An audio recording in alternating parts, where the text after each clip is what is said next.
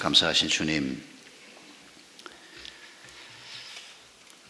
3년 동안 예수님께서는 베드로를 비롯한 제1세대 그리스도인들을 양육하셨습니다. 500여 형제들과 여러 명의 여자 제자들을 양육해 놓으시고 주님이 떠나셨습니다. 주님이 그들에게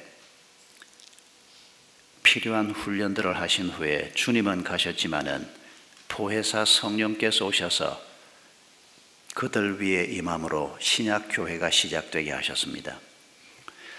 그리고 그들을 통해서 제2세대 그리스도인들이 일어나게 된 것을 저희들에게 사도행전의 기록을 통해서 보여주심을 감사합니다.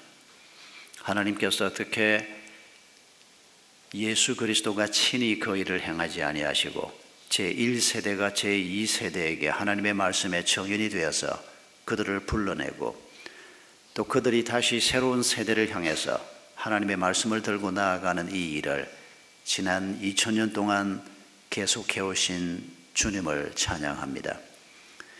저희들에게도 그런 분들을 보내주셔서 복음을 받게 하셨습니다. 주님, 저희들이 복음을 받은 자로서 어떻게 살아야 할 것인지 오늘 사도행전 2장 말씀을 가지고 저희가 함께 주의 뜻을 여쭙습니다. 주의 성령께서 이 시간 우리 모든 성도들과 함께 해 주시옵소서. 예수님의 이름으로 기도하옵나이다. 아멘. 지난 주간에 친구 목사 하나가 저한테 목사님은 예배 시작할 때 주로 쓰는 멘트가 뭡니까? 그랬습니다. 그래서 내가 사회를 안 해서 그 멘트는 주로 사회자들이 하기 때문에 나는 멘트에 별 관심이 없다 그랬더니 아주 근사한 멘트를 하나 가르쳐 주겠다는 겁니다.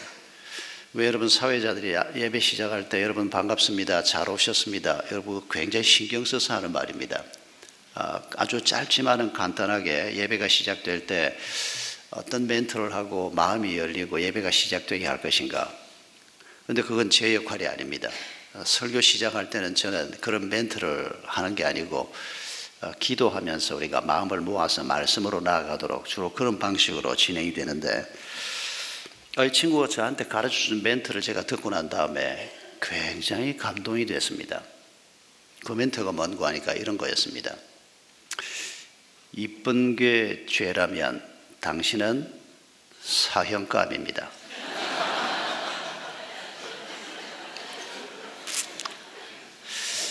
지금 웃음이 안 나는 분은 무슨 소린가 하시는 겁니까? 아니면 나하고는 전혀 해당 사항이 아니다 그래서 안 웃으시는 겁니까? 저도 이 얘기를 듣고 같이 웃고 이야 그거 참 근사하다. 내가 사회자라면 매주라도 이거 해보고 싶다 이런 느낌이 들었습니다. 그런데 그날 서재에 앉아서 성경을 읽고 있는데 이쁜 게 죄라면 당신은 사형감입니다. 내가 이 말을 해주고 싶은 사람이 누군가 생각해 보니까 여러분도 계시지만은 여러분보다 더 가까이 제 마음속에 있는 제 가족들 아닙니까? 제 아내, 우리 아이들, 그 아이들이 세상에서 제 아내가 세상에서 제일 이쁘고 제일 근사한 사람은 아니라는 거 저도 압니다. 그러나 저한테 이쁜 게 죄라면 너희들은 사형감이다. 조금의 가감도 없이 그렇게 말할 수 있는 게 바로 자녀요 가족 아닙니까? 근데 그 생각을 하고 앉아 있는데 갑자기 또 무슨 생각이 드는 거 하니까 하나님이 날 보고 이렇게 말씀하시는구나. 이쁜 게 죄라면 언조야 너는 사형감이다.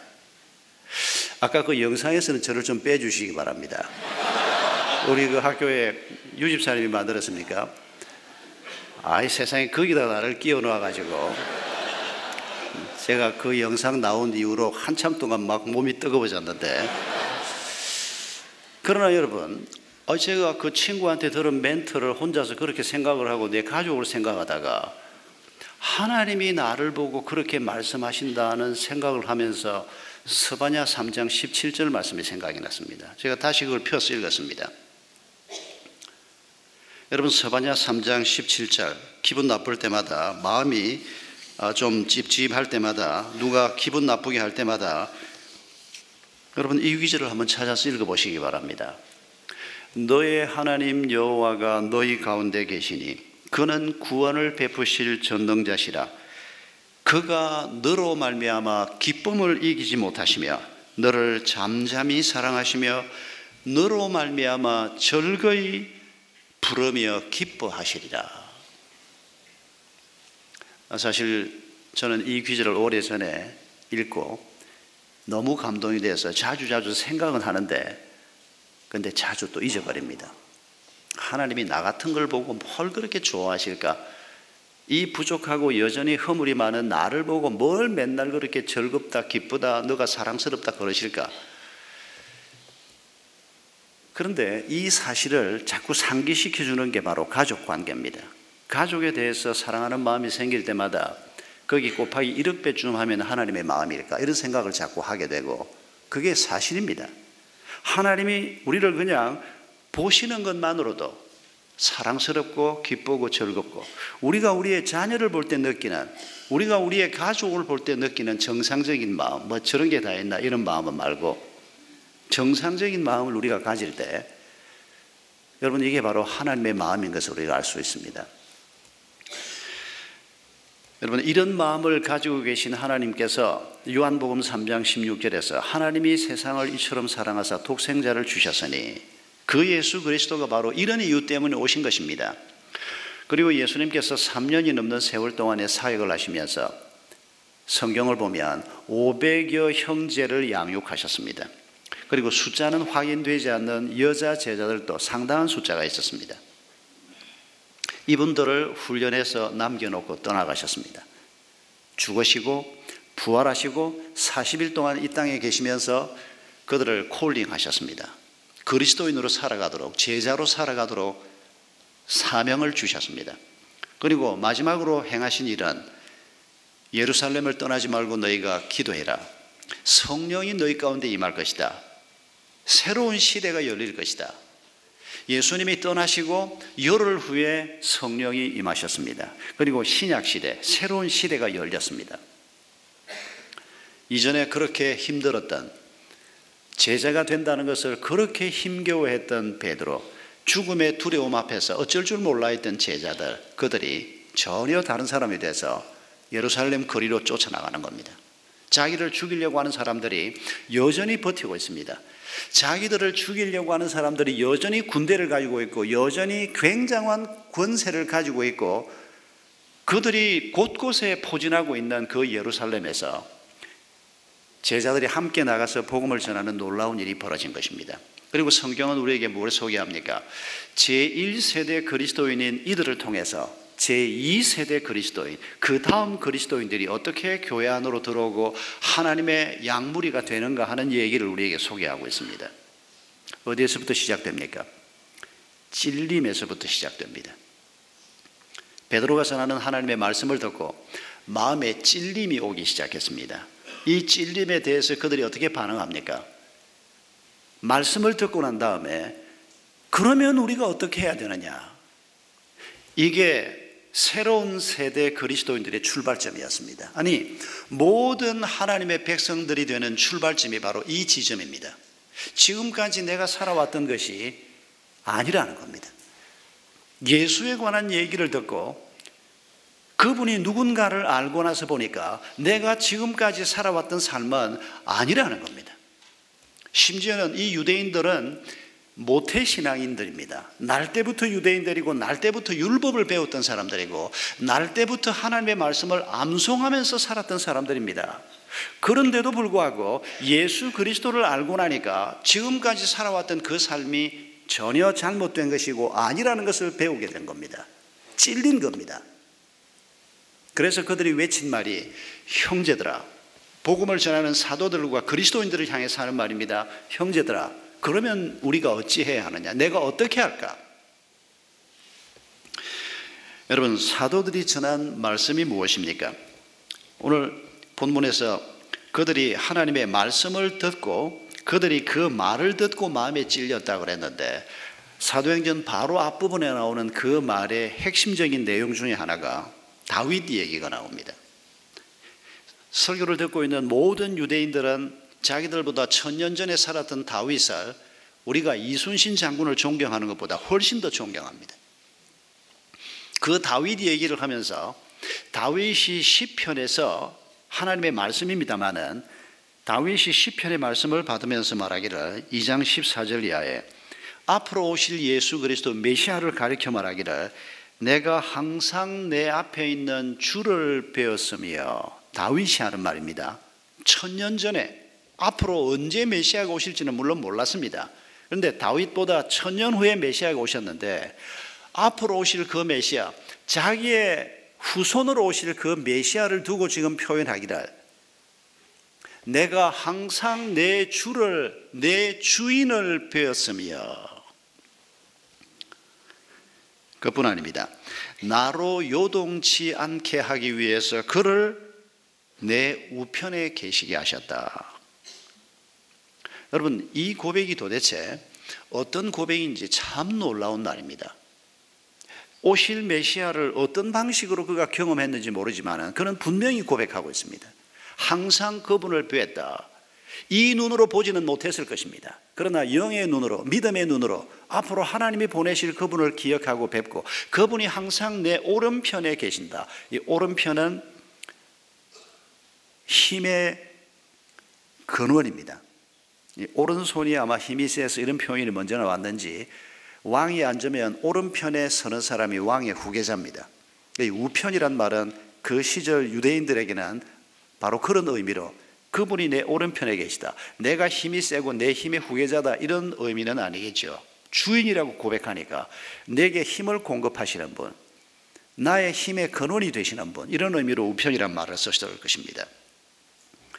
그러므로 내 마음이 기뻐하였고 내 혀도 즐거워하였으며 육체도 희망 가운데 거하리니.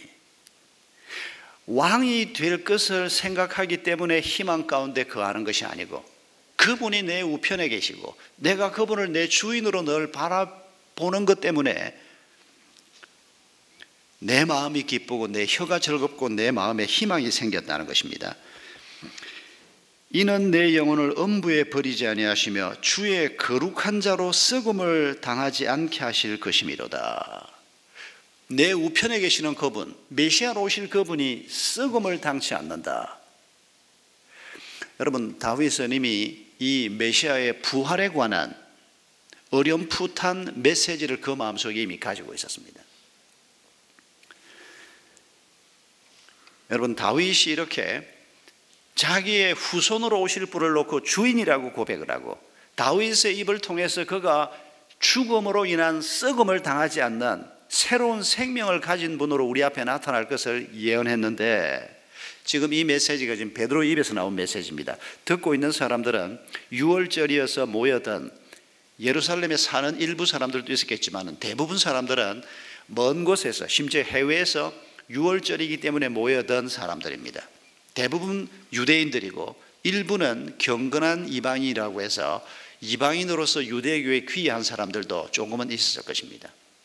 다윗을 다 잘 아는 사람들입니다. 이 메시지를 전하면서 너희는 그 예수 그리스도를 십자가에 못 박았고 하나님은 그를 다시 살리셨다. 지금 메시지를 듣고 있는 사람들이 빌라도 법정 앞에서 예수를 죽이라고 고함을 질렀던 동일한 청중은 아닙니다. 그러나 사람들이 예수 그리스도를 그가 누군지 알지도 못하고 관심도 없이 살았던 사람이나 예수를 십자가에 못 박아 죽이라고 외쳤던 사람이나 다 똑같이 예수를 십자가에 못 박은 죄인이라고 지금 베드로는 지적하고 있는 것입니다. 이 설교를 듣고 이 말을 듣고 이스라엘 백성들이 마음이 찔리기 시작한 것입니다. 하나님이 보내신 메시아, 내 진짜 주인이 이 땅에 오셨는데 나는 그 사실을 알지도 못했고 심지어 이 예루살렘에 그분이 함께 계셨는데도 관심도 없었고 들어도 그냥 흘려버렸고, 그 중에 혹 어떤 사람은 예수를 십자가에 못 박아 죽이라고 빌라도의 법정에서 고함을 질렀던 사람도 있었을 것입니다.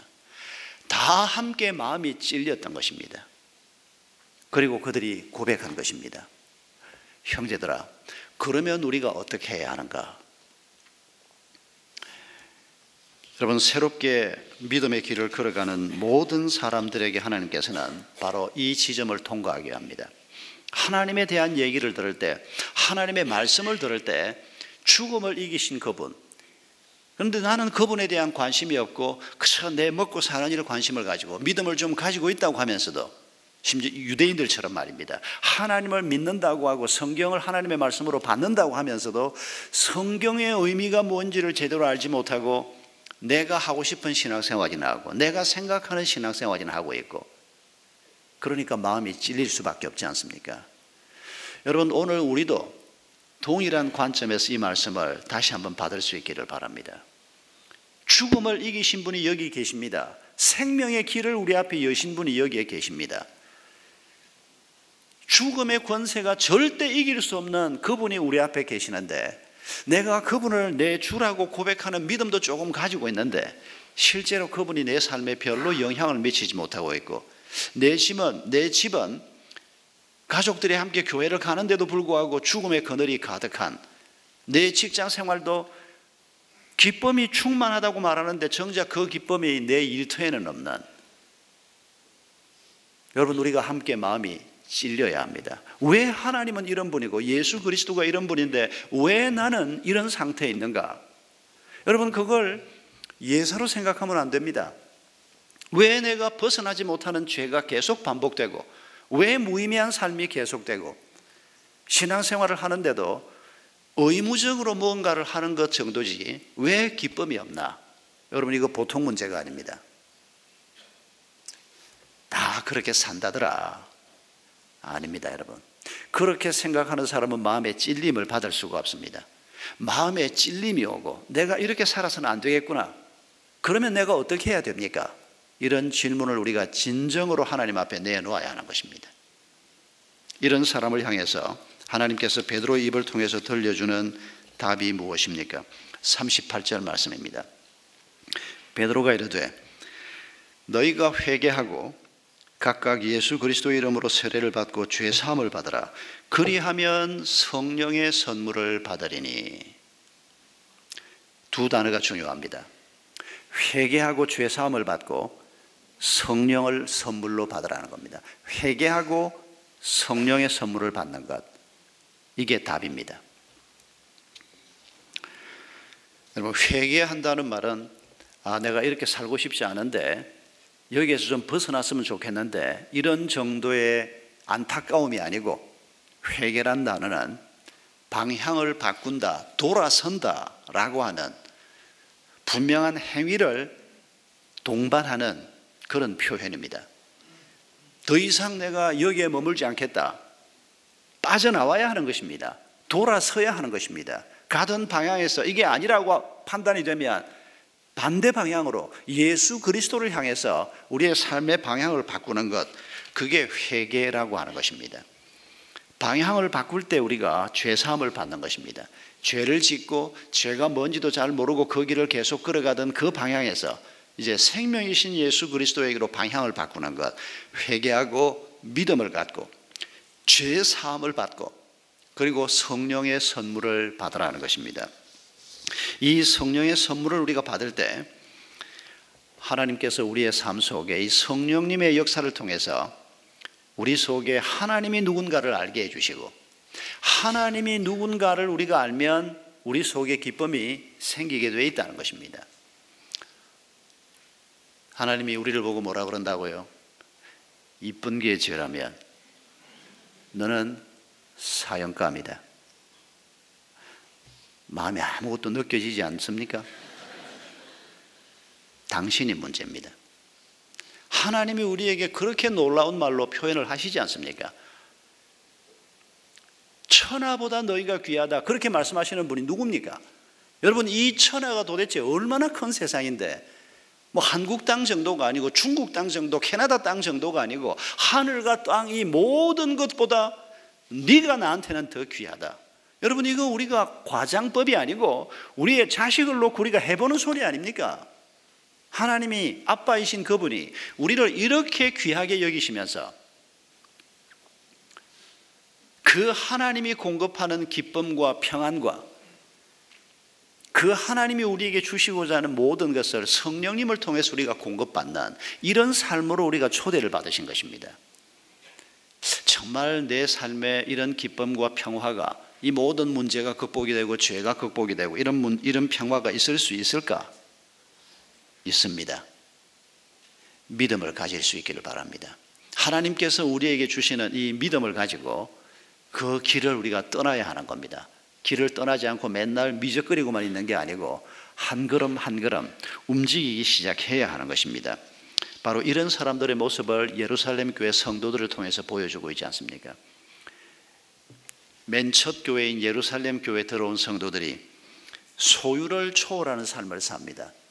네건 내 것을 구별하지 않고 재산을 팔아서 교회 안에 있는 가난한 사람을 위해서 쓰고, 혹시 오늘 우리 교회 안에 이런 사람이 있으면 신앙생활은 저렇게 하는 거 아니야, 저러다 나중에 쪽박 찰 거야, 아마 우리는 그렇게 말할지 모르겠습니다. 그러나 여러분, 소유를 초월하는 삶을 사는, 그뿐 아닙니다. 개인주의를 초월해서 사는, 그리스도의 몸을 함께 이루고 있는 이 공동체에 대한 의식을 가지고 이 공동체가 함께 하나님 앞에 그 시대를 책임지고 나아가려고 하는 이런 의식을 가진 사람으로 하나님이 그들을 세워가고 있는, 성령님께서 하고 계시는 사역을 우리가 볼 수 있지 않습니까? 환경을 그들이 넘어서고 있는 것도 보여줍니다. 핍박이 닥치는데 그 핍박 속에서도 그들이 그 환경에 굴하지 않고 계속해서 믿음의 길을 걸어가는 그런 모습들을 우리에게 보여주지 않습니까? 여러분, 하나님이 우리에게 선물로 주신 성령이 인도하시는 이런 삶이 도대체 어떤 삶일까? 여러분, 이 삶에 대해서 진심으로 갈구하는 마음을 품을 수 있기를 바랍니다. 그리고 그 삶을 배우기 위해서 어떻게 하면 성령님하고 좀 더 친해질까? 어떻게 하면 성령께서 내게 주시는 지혜를 좀 더 받을까?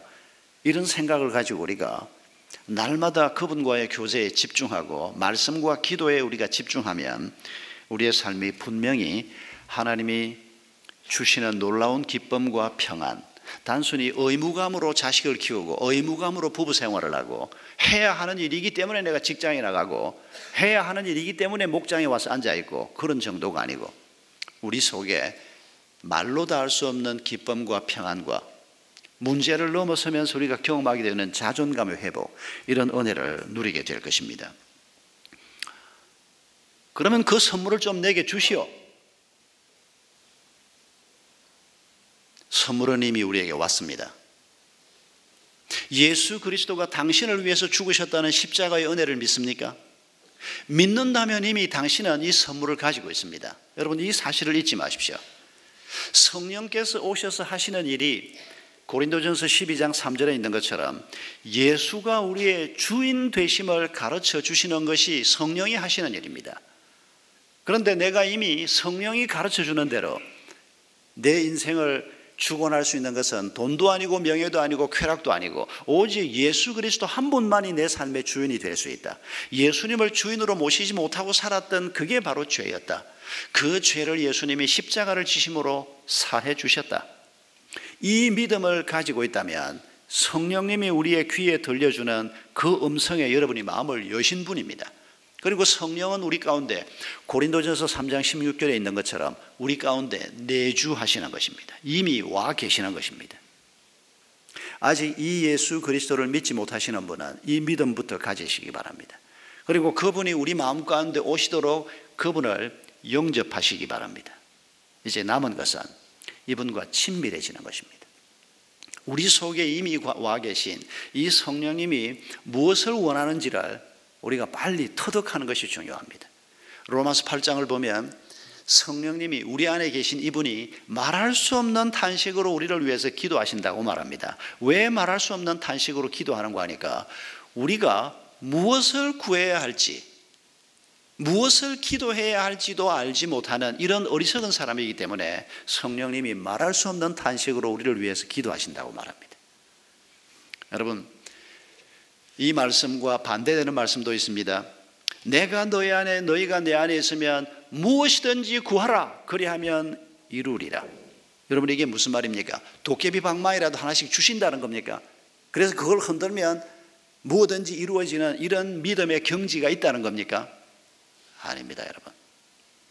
그분이 내 안에, 하나님의 성령입니다. 그분이 내 안에, 내가 그분 안에 있으면서 우리가 점점 친밀해지고 하나가 되고 충만해지고 온전한 연합을 이루게 되면 내가 생각하는 것이 하나님이 생각하는 것이고, 내가 목표하는 것이 하나님이 목표하는 것이고, 내가 그 목표에 이루고자 하는 전략과 방법까지도 하나님께로부터 공급받는 이런 사람이 될 때 우리가 구하는 것을 하나님은 이루어 줄 수밖에 없지 않습니까? 하나님이 원하시는 것을 내가 기도하고 있으니까요. 하나님과 우리가 이런 연합의 자리에 들어오기를 원하는 것입니다. 제 은사 중에 돌아가신 양성달 목사님이라는 분이 계십니다. 이분이 60년대 네덜란드로 유학을 갔다가 70년대 저희들을 가르쳤던 분인데, 네덜란드로 유학을 가는데 그쪽 네덜란드 자매교회에서 모든 비용을 부담해서 비행기 표부터 시작해서 완전 풀스칼라십을 받고 가셨던 분인데, 60년대 비행기 타본 사람이 별로 없었지 않습니까? 이분이 시골교회 전도사로 있다가 시골교회 성도들이 돈을 모아서 우리 전도사님 가는데 노잣돈을 좀 보태드려야지, 그러고 돈을 모아주었는데 그걸 달러로 바꾸니까 한 200불쯤 됐답니다. 이게 그분이 가지고 있는 전 재산이었습니다. 비행기를 타고 유럽으로 가는데, 암스테르담까지 가는데 중간에 이제 제가 87년에 유럽을 갈 때만 해도 엄청 시간이 걸렸습니다. 런던으로 가는 직항이 없을 때입니다. 그래서 갈아타기도 하고 앵커리지에서 비행기 기름 넣고 가야 되고 이런 때가 80년대인데, 이분은 60년대 가면서 20시간 이상 걸려서 갔습니다. 비행기를 탔는데 조금 시간이 지나니까 성모님이 와서 식사를 뭘로 하겠느냐 그러는데 그 밥이 공짜 밥이라는 걸 몰랐습니다. 비행기 탄 사람이 없으니까 그걸 가르쳐 주는 사람도 없었고, 자기 호주머니에 돈 200불 정도가 있는데 이거 앞으로 몇 년이 걸릴지 모르는 유학 생활에서 자기가 가지고 있는 전 재산이고 피 같은 돈을 교인들이, 그 가난한 시골교회 교인들이 헌금해 준 겁니다. 배가 고파 죽겠는데, 젊은 분이니까 그때 그 밥이 공짜인 거 모르고 티켓 값에 다 포함되어 있는 줄 모르고 밥 안 먹겠다고 돈 내라 그럴까 겁나가지고 배가 고파서 물만 자꾸 달라고, 주스도 공짜인 줄 모르고 그것도 먹으면 돈 내라 그럴까 봐서 물만 달라고, 물은 공짜인 게 틀림없으니까 한참 지나니까 또 와서 밥을 뭘 먹겠냐 그러는데 안 먹겠다고. 암스테르담에 내렸는데 몸이 후들후들 떨리고, 그 얘기를 유학 마치고 돌아와서 저희들 강의 시간 해주는데 참 잊을 수 없는 일화입니다. 그게 다 포함되어 있는 건데, 이미 그에게 주어진 건데 그걸 못 찾아 먹고 쫄쫄 굶으면서 20시간이 넘도록 공항에서 기다리는 시간까지 합하면 그보다 훨씬 더 긴 시간을. 여러분, 성령은 이미 우리 가운데 오셨습니다. 모든 것을 주관하시고 다스리고 모든 지혜의 근원이신 그분이 우리 마음속에, 우리가 예수님의 복음을 받을 때 우리에게 이미 오셨습니다. 그리고 이제 우리는 그분과 친밀해지는 것이 남아 있습니다. 그분이 우리에게 가르치는 것이 무엇이고, 그분이 기뻐하시는 것이 무엇이고, 그분이 어떻게 우리의 가정을 세워가기를 원하는지, 어떻게 우리의 자녀를 키우기를 원하는지, 어떻게 돈을 벌고 어떻게 쓰기를 원하는지, 그걸 우리가 배우는 것만 남아 있습니다. 우리가 이걸 배우면서 이게 그분이 인도하시는 길이구나, 그리고 우리가 그 길을 걸어가면 거기에 놀라운 기쁨이 있고, 어려움이 좀 있더라도 그 어려움은 그렇게 우리를 주저앉힐 정도의 어려움은 결코 되지 않을 것입니다. 여러분, 우리가 부름을 받은 이 길을 우리가 생각하면서, 여러분, 하나님을 배워간다는 것은, 제가 지난 주간에 글을 읽으면서 이 글에 굉장히 감동을 받았습니다. 시각장애인에게 여러분 색깔을 어떻게 설명하면 될까요? 전혀 색깔을 보지 못하는, 그냥 눈앞에 깜깜함만 있는 시각장애인에게 빨간색을 어떻게 설명하면 될까요? 참 보통 난감한 일이 아닐 것입니다. 빨간색은 네 입술색하고 비슷한데 입술색보다는 훨씬 더 진하고 아주 밝고 아름답고, 앞만 설명해봐야 뭐 상상을 하겠죠. 아, 이게 이런 게 빨간색이구나. 그런데 그렇게 배운 빨간색하고, 어느 날 이분이 귀한 수술을 받고 눈을 떠서 빨간 장미를 볼 때 저게 빨간색이구나. 여러분, 그 차이가 얼마나 클지 한번 상상해 보십시오. 내 눈으로 보고 내가 만져보고 경험하지 못한 이런 지식을 가지고 신앙생활을 하면 우리가 죽을 둥 살 둥 해봐야 의무감 정도에 묶여서 사는, 기쁨도 없고 곧 도망쳐버리고 싶고, 이 하나님을 아는 지식이 눈 감고 있는 사람에게 설명해 주는 정도를 가지고 살면 그렇게 될 수밖에 없습니다. 그러나 하나님은 우리에게 그렇게 가르치는 것이 아니고 우리의 눈을 떠서 하나님이 말씀하시는 그 일들을 직접 보게 하시는 것입니다. 만져보게 하시는 것입니다. 여러분, 이런 하나님의 방법을 우리가 배우면서 하나님이 얼마나 놀라우신 분이고 하나님이 얼마나 크신 분인가를 우리가 오늘 다시 한번 마음에 받아들입시다. 기대하십시다. 우리가 구해야 할 산지는, 우리가 구해야 할 목표는 바로 이겁니다.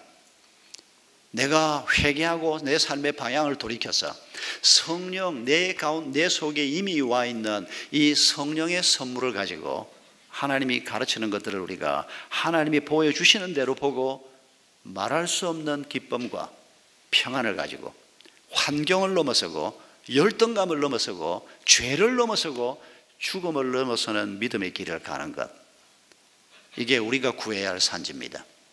여러분, 이번 한 주간도 이런 축복이 여러분의 가정에서, 여러분의 일터에서, 여러분의 목장에서 선포될 뿐만 아니라 우리의 눈으로 목격할 수 있는 그런 은혜가 되기를 바랍니다. 우리 함께 찬송하겠습니다.